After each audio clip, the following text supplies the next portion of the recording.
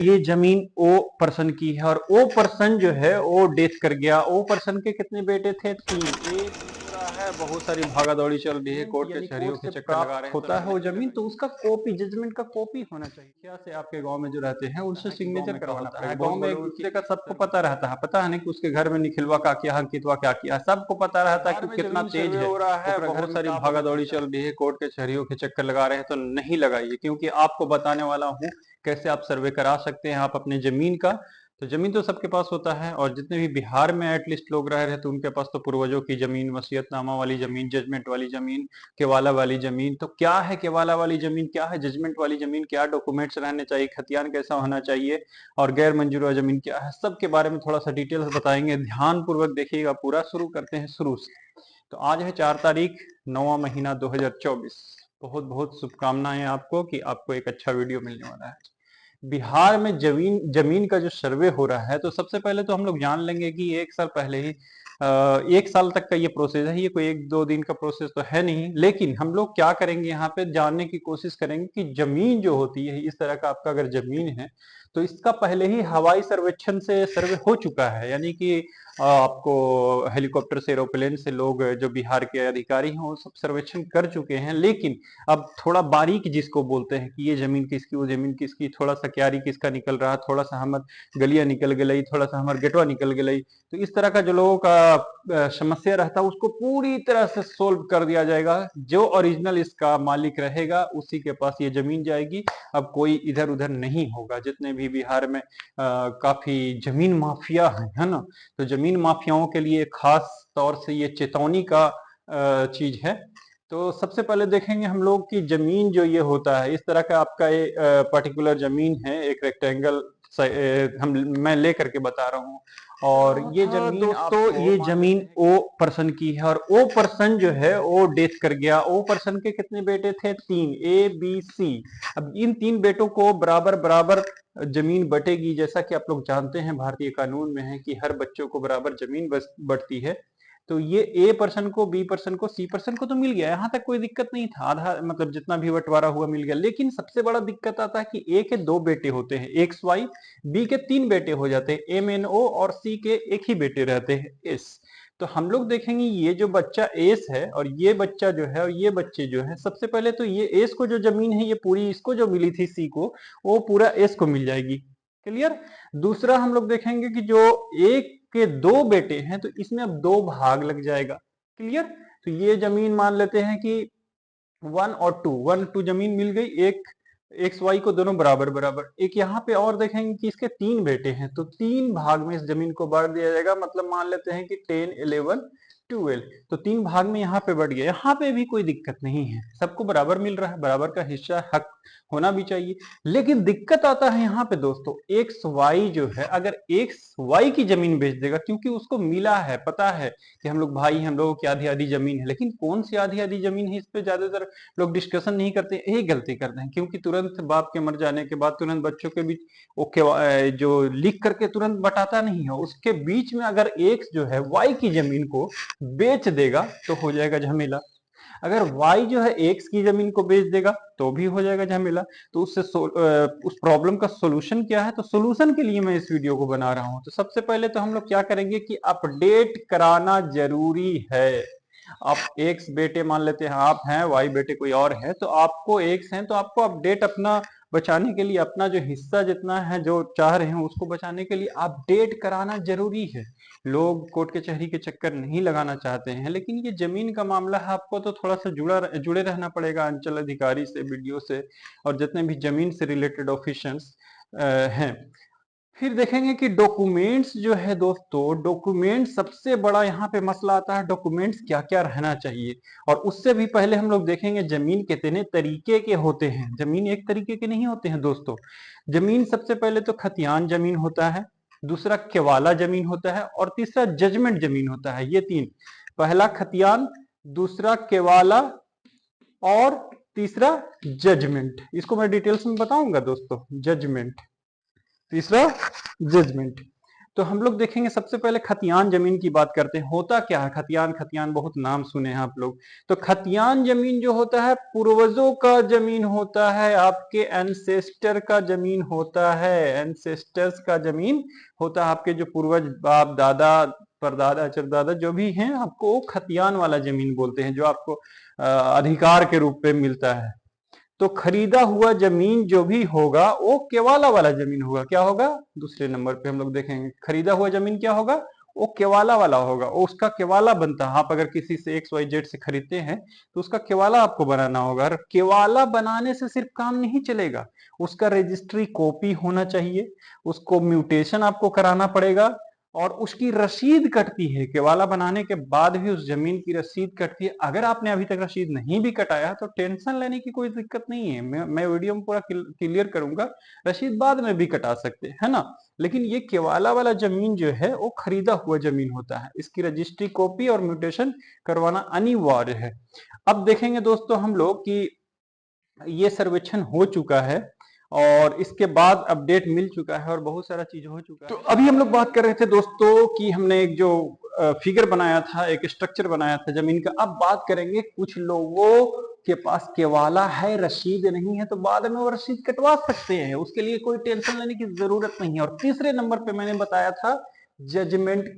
अगर जजमेंट से आपको जमीन मिला है तो जजमेंट का कॉपी होना चाहिए सबसे पहले। तो जजमेंट अगर कोर्ट से आपको प्राप्त हुआ है कोई जमीन, मान लेते हैं कि रेलवे में जमीन चली गई, बस जो रोडवेज में जमीन चली गई, अभी जैसे GT रोड बन रहा है, रेलवेज बन रहा है, उसमें जमीन चली जाती है। कभी किसी का मतलब सरकारी जो संस्थाएं होती है वो अपने अंदर जमीन ले लेती हैं, तो उसके लिए आपको जजमेंट यानी कोर्ट से प्राप्त होता है वो जमीन, तो उसका कॉपी, जजमेंट का कॉपी होना चाहिए दोस्तों।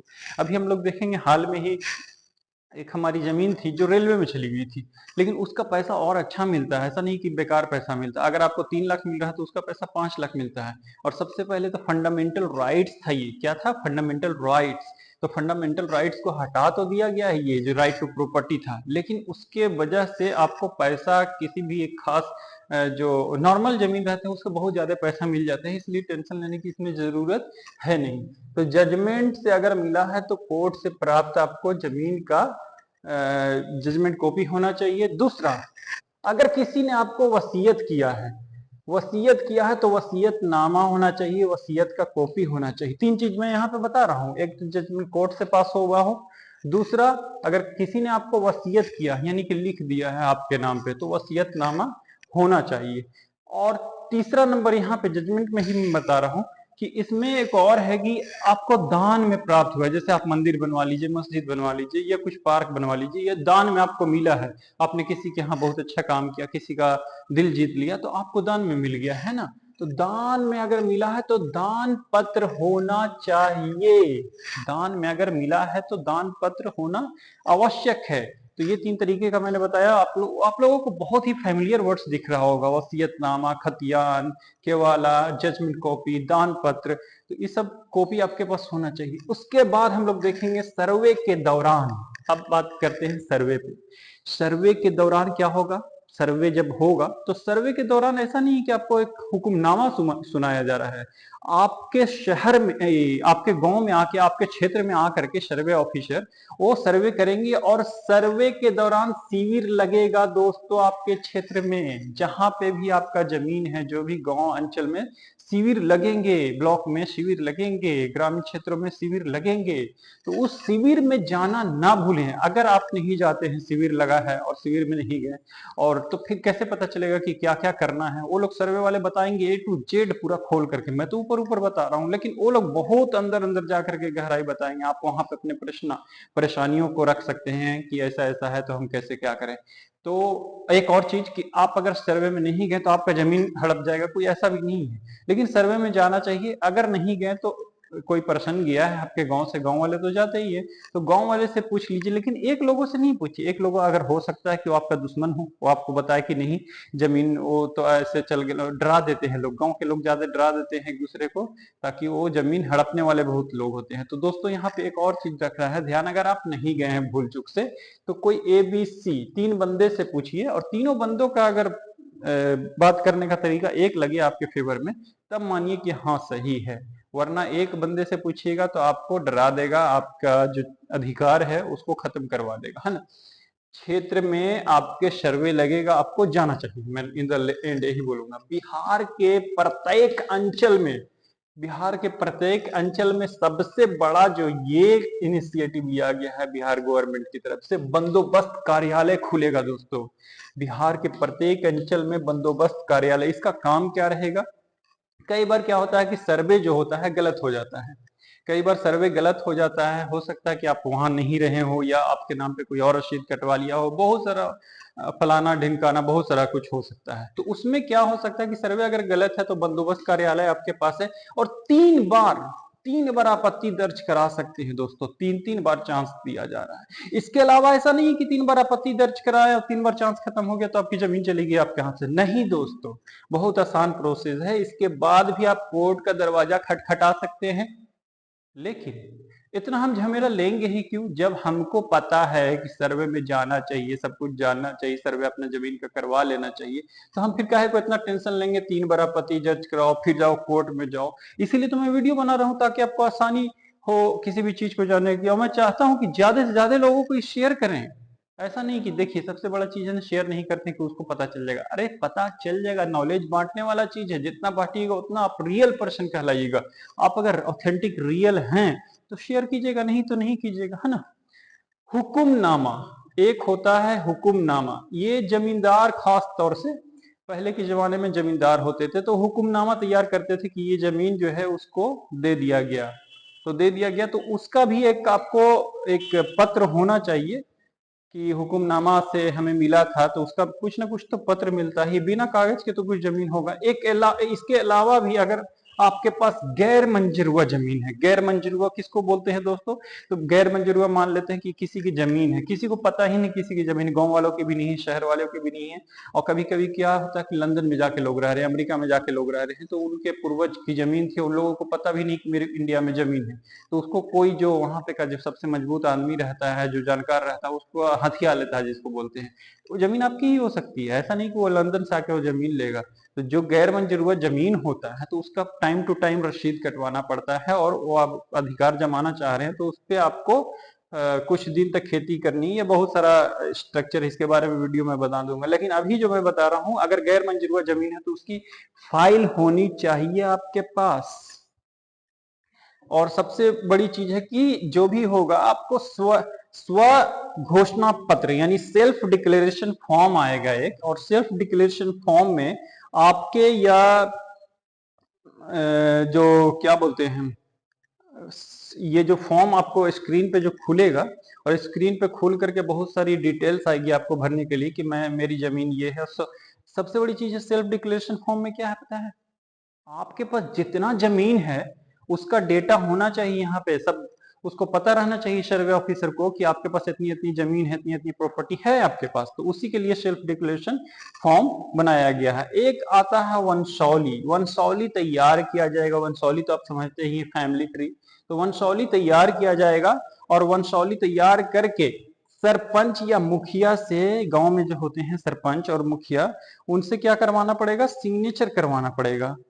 गांव में क्या करवाना पड़ेगा? सरपंच या मुखिया से, आपके गांव में जो रहते हैं उनसे सिग्नेचर करवाना पड़ेगा। बहुत बोलोगे कि सर घूस लेके भी करवा सकता है। हाँ करवा सकता है, लेकिन घूस लेने के बाद दोस्तों तो पता नहीं चलेगा। आपको नहीं पता है कि गांव में क्या होता है। गांव में एक दूसरे का सबको पता रहता है। पता है नहीं कि उसके घर में निखिलवा क्या किया, अंकितवा क्या किया, सबको पता रहता है कि कितना तेज है, ओकरा घर में का बनल है, चावल बनल है, गेहूं, आज मेहमान आए थे तो कैसे आदर संस्कार किया कि नहीं, सबको गांव में सबको सब पता रहता है। इसलिए आप टेंशन न लीजिए कि घूस देकर करवा लेगा, ऐसे करवा लेगा, वैसे करवा लेगा। नहीं, अगर मुखिया और सरपंच घूस लेके किया भी है तो आप उसके लिए आवाज उठा सकते हैं कि जमीन में तो मेरा है जी, उसको कैसे लिख रहे हैं। तो इसके लिए सेल्फ डिक्लेरेशन फॉर्म बहुत मतलब एकदम पारदर्शी कर दिया गया है।